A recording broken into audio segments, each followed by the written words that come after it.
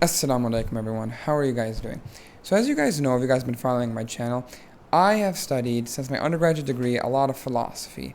Since my undergraduate degree, even all the way up to my master's, where I took a philosophy of religion, which is mainly dealing with arguments against the existence of God, about the problem of evil, divine hiddenness, and so on. And on the side, outside of my studies, I've read many atheist philosophers as well, such as Graham Oppy, Bertrand Russell, and so on. However, across all my readings, I am clearly not an atheist. In fact, I think that atheism is faulty in many ways and leads to contradictions. In this video, I want to lay down to you guys really the two main reasons why I am not an atheist. The first reason is divided into two parts, in which I describe an argument for the existence of God and why, if we believe that there is no God, there is a lot of problems that can arise based on the world that we see right now, based on having consciousness and so on. The other part is actually more of an emotional argument, which many people might not like emotional arguments. Everyone wants to think it's kind of logically and, deductive. However, I still think it's important to raise this emotional point up and as to one of the reasons why I am not an atheist. To start off, the first reason why I'm not an atheist is due to the arguments for the existence of God being convincing, and thus these arguments being so convincing, the opposite, the belief in no God, is very unconvincing. But in order to properly explain this section will be divided into two parts. The first will be arguing that there needs to be a necessary being, which we'll get more into that in a bit. And the second is how this necessary being is God. Because many atheists might accept a necessary being, however, they might not go to the second step of accepting that this necessary being needs to be a God. Both of these arguments are actually laid out in the Quran, but we'll delve more deep into it. The first part of this section of the video, of this section of the argument, is the need for a necessary being. And more importantly, why is there something rather than nothing? Now, I previously did a video on this topic, which was called the Quranic argument that no atheist can answer, or something like along the line.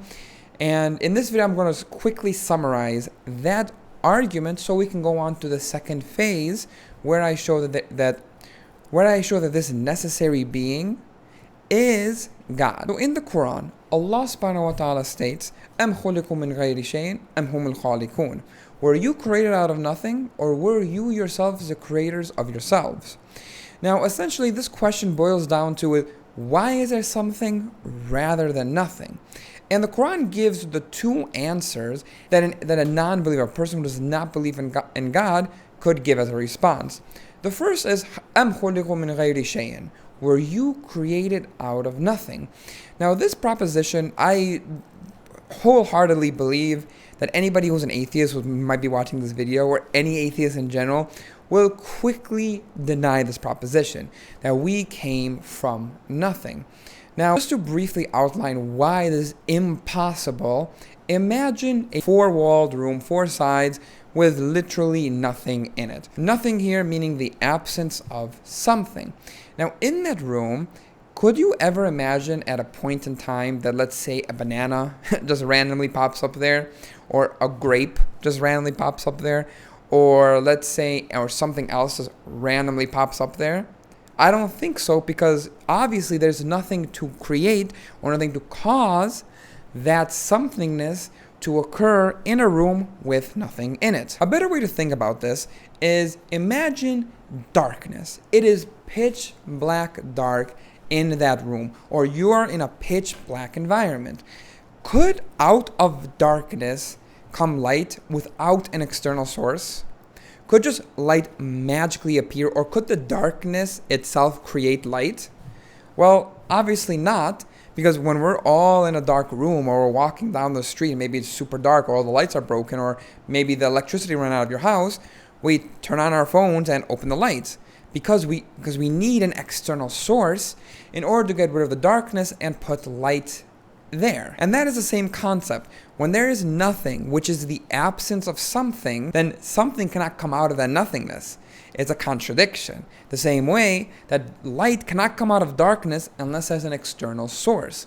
So if we have a room with nothing in it, the only way for something to be put into that room or something to come out of that room is if there was an external source that put that something in that room. That's kind of like the first answer that we're just going to briefly brush away. The second answer that an atheist could give is Am humul khaliqun, or did you yourselves create yourselves? Some atheists argue that the universe always existed. There was always atoms, there was always the universe, and we're just simply, after billions and billions of years, we ended up through the atoms and the universe and the Big Bang and evolution and so on and so forth for us to exist, to come into existence. So there was never a beginning of the universe. It was simply that the universe always existed. Now the problem with this is that in philosophy, everything in this universe is contingent. What is contingency?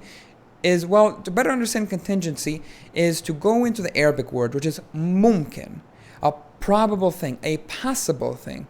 For instance, it's possible that this black phone could have been red, or could have been white, or could have been yellow, whatever the case may be.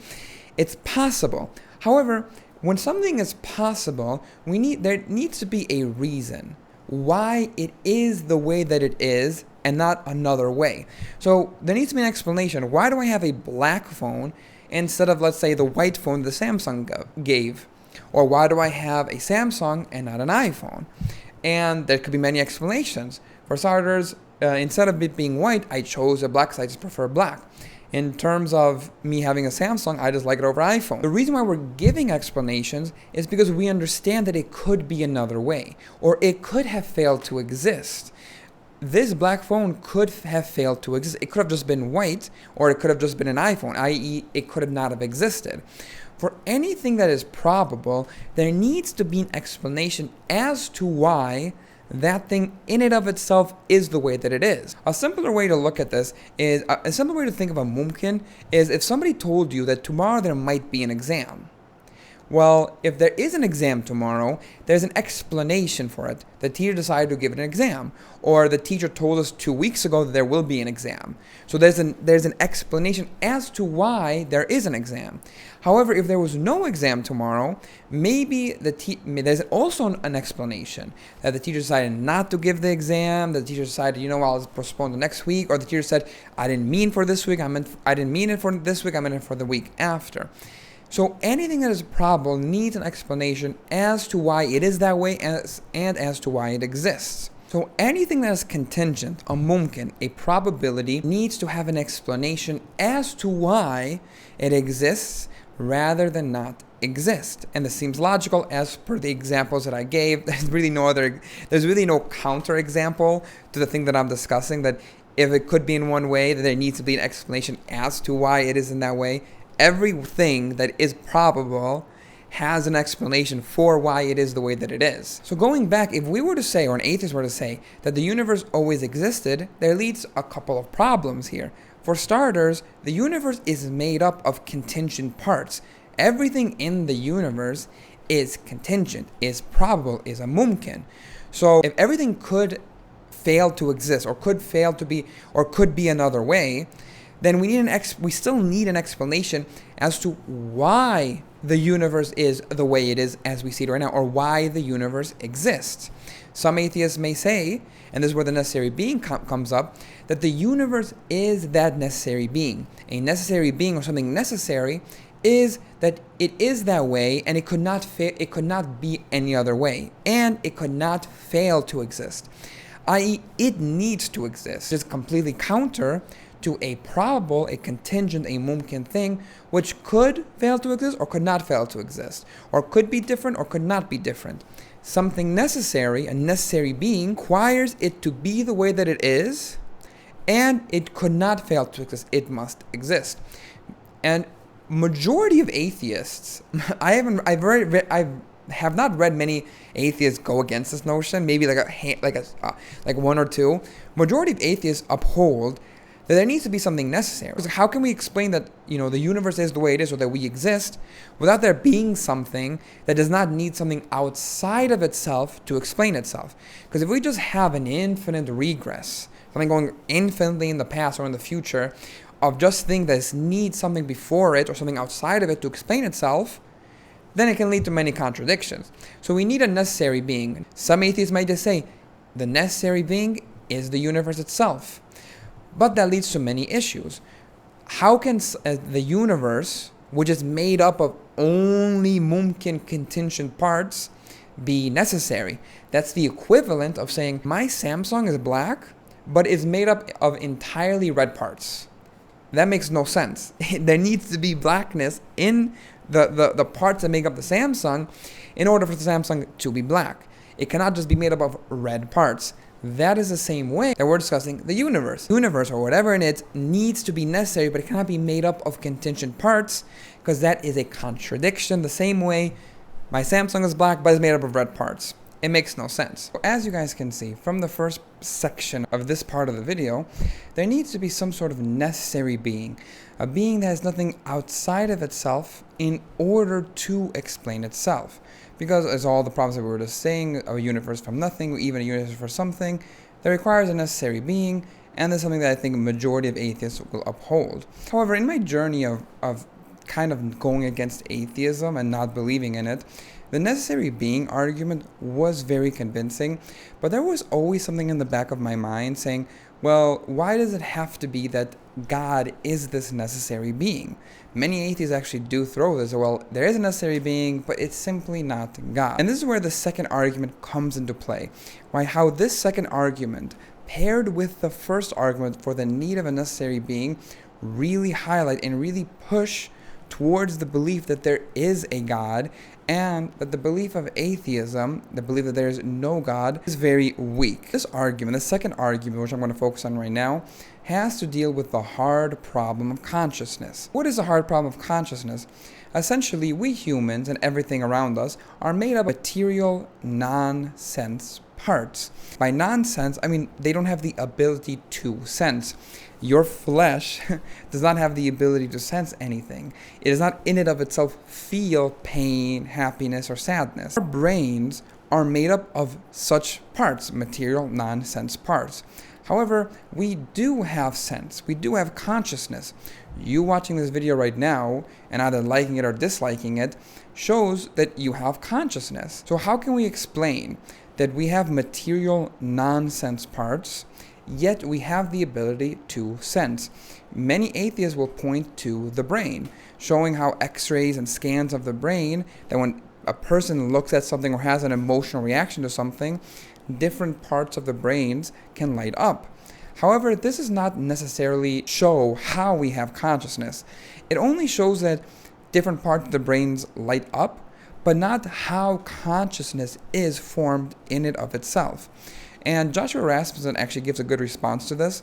He states that saying that just by looking at the brain and the different parts of the brain lighting up and that proves that we have consciousness, and that's the poundness of consciousness, is equivalent to somebody flicking on the light switch and the light turning on, and stating that the way that the light turned on was me just simply flicking the light switch. While that is true in how I perceived it, there's more to the howness of that light turning on from the light switch, the wires connected to it, the electricity, and so on and so forth. So just pointing at the brain and the parts that light up does not explain the howness of how we have consciousness. Furthermore, we can have two people watching the exact same, let's say, film, feeling, and the parts of the brain that are lighting up are the exact same, but how those two people express or how they actually feel inside can be slightly different. Maybe both sides of the brain of fear of watching a horror movie are being lit up, but the amount of fear, how they're expressing the fear, and what their fear reminds them of in their own head is different for each person. So the brain lighting up does not explain how we have consciousness. So there needs to be something more, something to explain this hard problem of consciousness. So how do we explain it, and what does this have to do with the belief of God and the necessary being. Well, I believe that one of the best arguments that has been recently made by Dr. Safrik Chowdhury, somebody who I have a lot of respect for a lot of his works, an argument that he created called the prior cognitive information argument. And there's a video with him and Hamza Tsortsis when he explains this argument in a much more lengthy video than my video. However, I believe that this argument really hints towards the belief of a God in the explanation of how we have consciousness, even though we are made up of these material nonsense parts. Added with the necessary being, it really just fits perfectly that there is a God rather than no God. So what is this prior cognitive information argument? And what does prior cognitive information even mean? Well, the best way to think about it is imagine I give a child a book in Arabic. This child does not know Arabic. She has never seen Arabic in her life. Would the child, by me giving the book to her, ever read the book? I mean, if you really think about it, 90% of what is needed in order for somebody to read the book is present right there. There's an external thing outside of her, the book. She has sensibility. She can see with her own two eyes. The words that are in the book are forming paragraphs, and paragraphs are forming the book itself. And there's a structure to the book. However, we all know that she won't be able to read because she does not know Arabic. She would need somebody with that prior knowledge of Arabic, but you would need somebody with that knowledge of Arabic to give her the knowledge to read the book. So even though 90% of the way that she could read the book is prevalent at that moment of me giving her the Arabic book, she still does not have the ability to read because she lacks the knowledge of how to read Arabic, of how alif, ba, ta can connect to one another and what those words mean. And this is kind of the way the prior cognitive information argument goes. And it's that essentially we humans, in order for us, that we humans have consciousness, we have sensibility, we can feel fear, anger, sadness. Yet when we look at the brain, those are neurons firing left and right, and those in and of themselves do not have the concept of fear given to them. We can feel fear, but how is it that we understand that we have fear? We know that when we're angry, that what the emotion that we're feeling is anger, and we can express it. But how is it possible that that the neurons in our brain affect us in a way that we know that whatever it is that we're feeling is anger or sadness? How is that we know this, or that we can express this? And Dr. Safrik Chowdhury is saying that in order for us to express consciousness, express our feelings and emotions, even though there's neurons firing in our brains, is through prior cognitive information given to us, so we can understand how to express or understand our cognitive states, the consciousness. How can we express anger, fear, and sadness? And how can we understand that these are the emotions that we are feeling? So that is prior cognitive information. And it is one of the requirements needed for us to produce thought, for us to think. That outside of sensibility, our ability to have us having a brain and there being an external world, an external stimuli, for our senses to sense that external stimuli, we need this prior cognitive information. And this is where the argument is laid out by Dr. Safrik Chowdhury, which I will be reading to you guys the premises, and then we will go into each of the premises and explain them more so we can better understand how this can lead to the belief of a theistic God. So premise 1. Prior cognitive information is necessary for humans to produce a thought. Premise 2. The ultimate source of prior cognitive information is either natural or non-natural. Premise 3. The ultimate source of prior cognitive information cannot be for something natural. Conclusion 1. Therefore, it must be something non-natural. Conclusion 5. The most plausible non-natural source of prior cognitive information must be a transcendent agency cause that has a property of omniscience, life, and intelligence. Conclusion 3. The non-natural agency cause in 5 approximates the God of theism.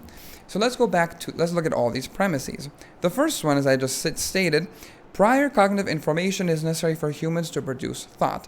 Now, we just went over that into the intro of this argument, that we need information, prior cognitive information, in order for us to produce these thoughts and have the ability to understand our consciousness. Without that prior cognitive information, it would be equivalent of expecting a little girl to read an Arabic book even though she's never seen Arabic in her entire life. It is impossible. So it needs to come from an outside external source. Premise 2. The ultimate source of prior cognitive information is either natural or non-natural. Premise 3. The ultimate source of prior cognitive information cannot be from something natural. By natural, what Dr. Safar Chowdhury means is something in this natural world. So like it could come from a dog, from a whale, a shark, and another human being. Now the problem with, now he quickly states that it cannot be from something natural.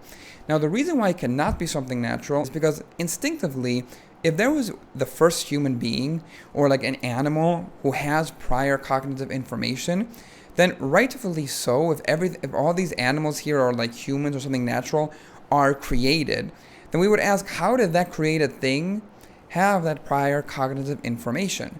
So let's say 1 billion years ago, there was a dog or a whale or a shark or or a human or an ape who had that prior cognitive information.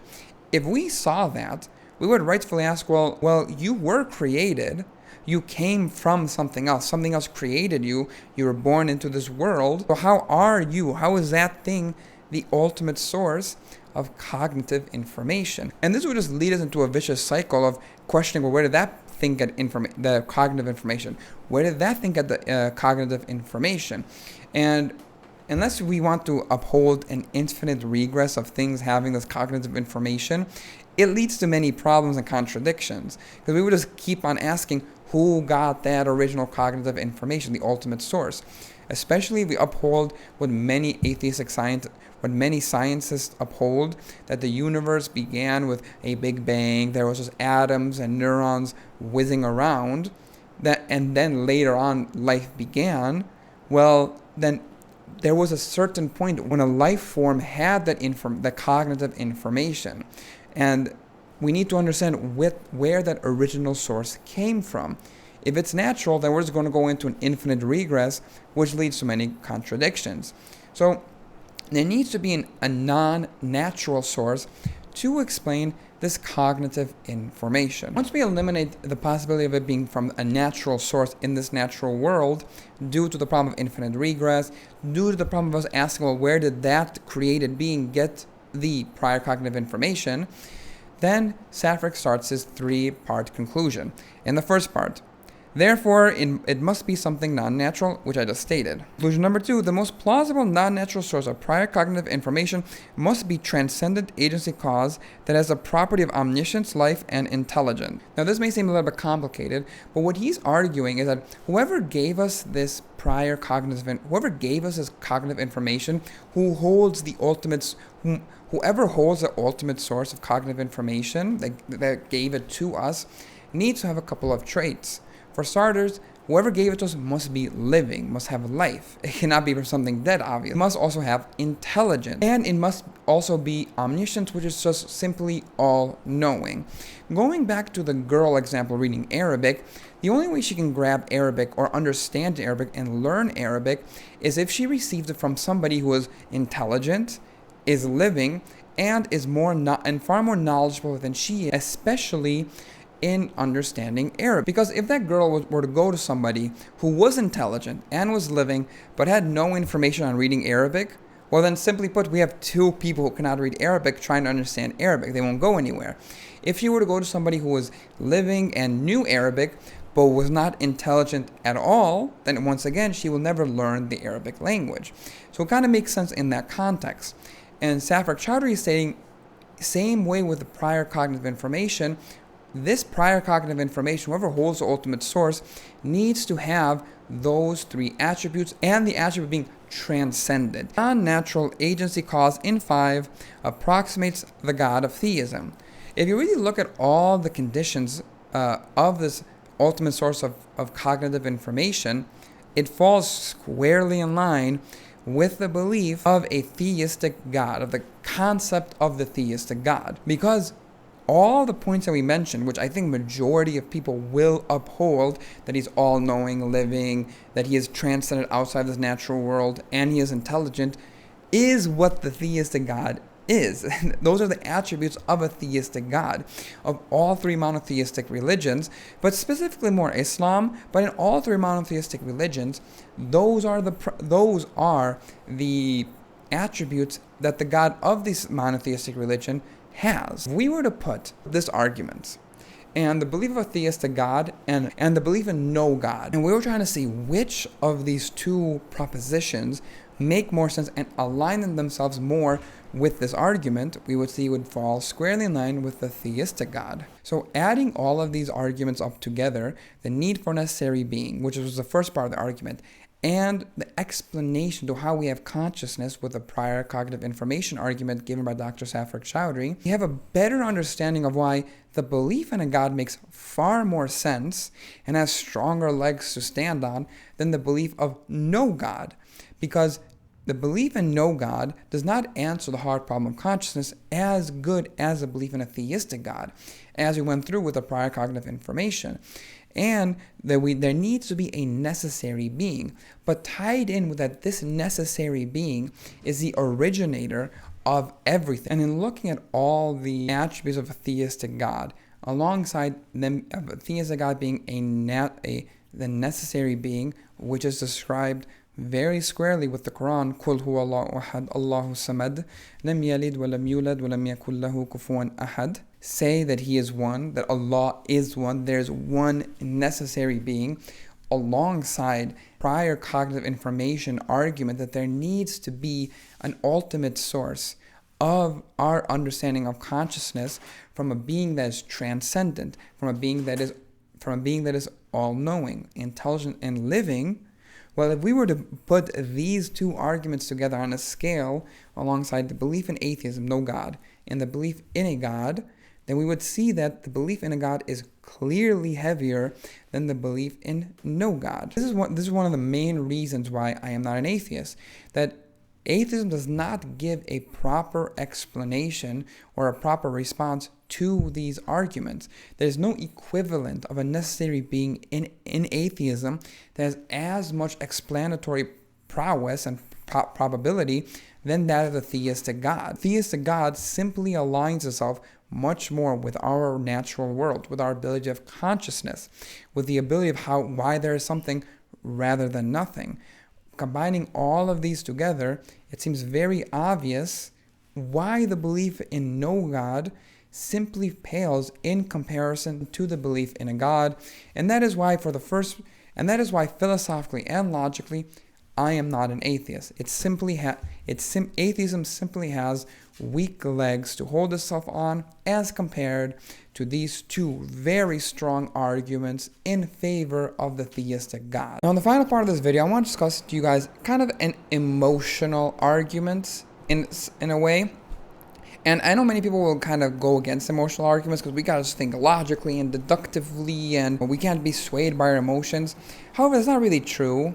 Many times we are actually convinced by our emotions, and that's actually not a bad thing. If you're going to pick a spouse, yes, there's the logical part of it too, but there also needs to be the emotional part. There also needs to be the part that if you're attracted to the person, if you like the person, and how you feel when you're with the person.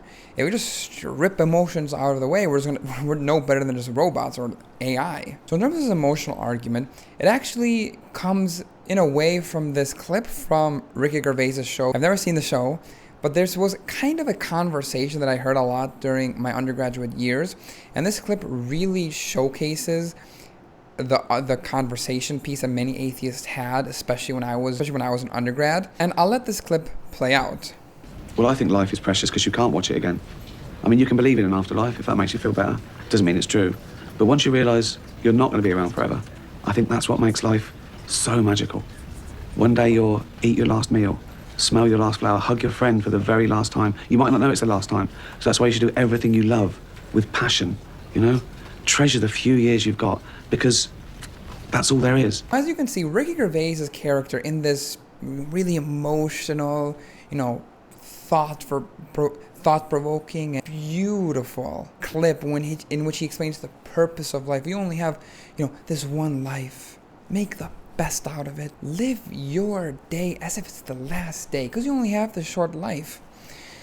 This beautiful quote is actually pretty disturbing and not uplifting at all.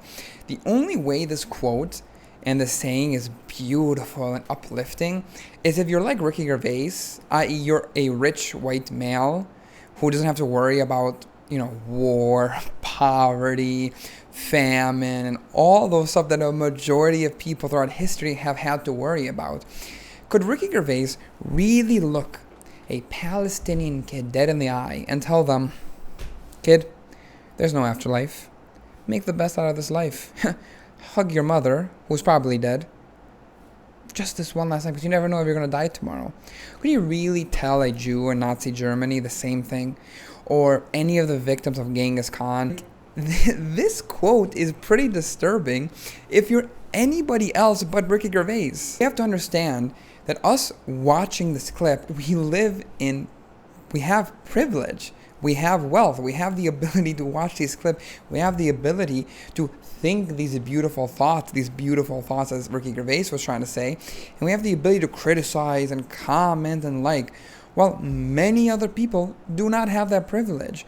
We're coming at this from a lens of privilege. And that's kind of offensive and rude to a majority of people, as I just stated. So atheism really does not give you a purpose in life. If you're not a rich white male, then what is the purpose of life? Like, how does this not lead somebody to nihilism? I know many atheists will go like, oh, you're not a nihilist if you're an atheist. Yes, I understand you're not a nihilist if you're an atheist. But how does the atheistic belief not lead one to nihilism? One of the main ways people get depressed is when they uphold something so valuable and that thing falls apart. If somebody loves their husband or a husband loves their wife, but their spouse dies, and they had their spouse as the main center point of their life, they'll fall in depression. If somebody loves their parents, they'll fall in depression if their parents goes away. If somebody loves wealth and their wealth crumbles and they lose a lot of their wealth, they'll fall into depression. All of these stuff that we fall in love with in life ends up dying one point or another. So what is the point of life, especially for somebody who's not rich white male? And this is where the beauty of Islam comes in. In Islam, anybody can have a relationship to God. There is a purpose of life. That ultimate purpose of life is to reach Jannah, to go to paradise, to see Allah subhanahu wa ta'ala, your creator. That is the ultimate purpose of life, to make him happy so you can go to Jannah. And anybody can do that. Anybody has the ability, no matter how bad their life is. In fact, there's a beautiful hadith of Prophet Muhammad sallallahu alaihi wasallam, in which he says that the person who has lived the worst, most miserable and depressing, I think the word in Arabic is miserable and depressing actually, life in existence, will come to Allah on the Day of Judgment. And Allah will grab him and dip him into Jannah just for 1 second, or even the hadith is a millisecond. And Allah will ask them, did you ever have any hardship in your life? And he will swear, by Allah, I swear to God, I have not had any moment of hardship in my entire life. And imagine this individual, based on the hadith, has lived the most miserable and depressing life in human existence. But because of that 1 second dip into Jannah, and that 1 second dip into paradise, all of that was thrown away. All of that was forgotten. Now, I know many atheists will say, well, there are people who, as I was critiquing Ricky Gervais, who are privileged to have that relationship with Allah. Somebody born in Saudi Arabia has far more privilege than somebody, let's say, born in America or UK, countries that are non-Muslim. So it's not actually fair. Islam is not giving us that opportunity, that the Islamic conception does not give everyone the same opportunity to have that relationship with Allah. However, I want to rebut this with what Ibn Qayyim stated in his book Al-Fawaid, in which he states, O Rasulullah sallallahu alayhi wasallam, you wanted Abu Talib, but we wanted Salman al-Farsi. And there's a comparison between Abu Talib, the uncle of the Prophet Muhammad sallallahu alayhi wasallam, and Salman al-Farsi, one of the eventual companions of the Prophet Muhammad sallallahu alayhi wasallam. For many of those who don't know, Abu Talib was born and raised in Mecca, the holy land that Islam was, the land that has the Kaaba, the place that Muslims pray 5 times a day to, and that Abraham, the father of the monotheistic religions, created. He was born and raised in Mecca. Not only that, his nephew was the prophet of Allah, the last prophet sent by God. And God revealed his book to that prophet, his nephew, his own words, the Quran, the Kalam of Allah, the word of Allah. Not only that, but the words of Allah were recited by Prophet Muhammad sallallahu alaihi wasallam. Literally nobody in human history has had such a privilege like Abu Talib. However, what's interesting is Abu Talib did not die a believer. In fact, in his moments of death, he rejected Islam and he died as a kafir, a non-believer. In fact, look at the more privilege that he had. Abu Talib had the Prophet Muhammad sallallahu alaihi wasallam right next to his bed when he was dying. The Prophet was telling him, just say, I believe in Allah. There's no God but Allah. Because as per the hadith of Prophet Muhammad sallallahu alaihi wasallam, anyone who says there is no God but Allah will enter Jannah. However, Abu Talib refused and he died as a non-believer. The man with the most amount of privilege probably in human history outside of the prophets died as a non-believer. Now let's look at Salman al-Farsi, the complete opposite of Abu Talib. And that's why this comparison that Ibn Qayyim states is actually very interesting. Salman al-Farsi was not born in a holy land, was not born in this land with the Kaaba and the birthplace of Islam. He was born in Persia. He was born with family members. He was born under a rooftop with family members who were fire worshippers. He himself was a fire worshipper. So much so that in his own story, he tells that he worshipped the fire so much and followed their ways so much that he actually ended up becoming the one who was to protect the fire. He went to like a high rank of like a priest in their society. His father was somebody who was very, very fearful of his son, that he was, when his son started hearing about Christianity, he locked him up, his own son up, in order so he doesn't escape and change his religion, apostatize from his religion. Salman al-Farsi was far and away from Prophet Muhammad sallallahu alaihi wasallam, far away from the truth, from the prophecy of Islam. However, Salman al-Farsi ended up believing in Allah. He died as a believer. He became one of the greatest companions of Prophet Muhammad sallallahu alaihi wasallam that almost every Muslim kid knows about, that he was a Muslim, that he died as a believer. How did this individual, who was far and away, had like zero privilege, he had like less than zero privilege compared to Abu Talib, became a Muslim? And the reason why is the only way to have this connection from God, to reach the connection from God, is to be open and seek the truth. Salman al-Farsi became a Muslim and believed that there was one God before he even met the Prophet Muhammad sallallahu alaihi wasallam. And the reason for that is because he wanted to learn the truth. He left the fire religion and became a Christian. And from the Christian, he began to look for the real truth in life. And he ended up becoming a Muslim. And this just goes to show that it's not about privilege. Abu Talib had the most amount of privilege in all of humankind, but died as a kafir. Salman al-Farsi had no privilege, but died as a believer. The only thing Allah requires from you, and to have that connection, is to have that desire and to be honest with yourself that you want to know the truth. So Islam gives us a purpose for life. Islam gives us a meaning for life, that no matter how hard our lives are, that even if we die, there is an afterlife. There is something to look forward to. We always have this optimistic way of looking at things because there's always another better day. Even if we die, there is another better time coming ahead of us. So this is really the reason why I am not an atheist. And these are the true, honest to God reasons, some of the main reasons why I'm not an atheist. Logically and philosophically, atheism does not have strong legs, but also Islam, even once I accepted the logical arguments, Islam gives somebody a purpose of life, something why there's a worth of struggle. And this quote from Ricky Gervais is offensive to anyone else who's not a rich white male living in the West. I hope you guys enjoyed this video, and I hope to see you guys next time. Assalamu alaikum.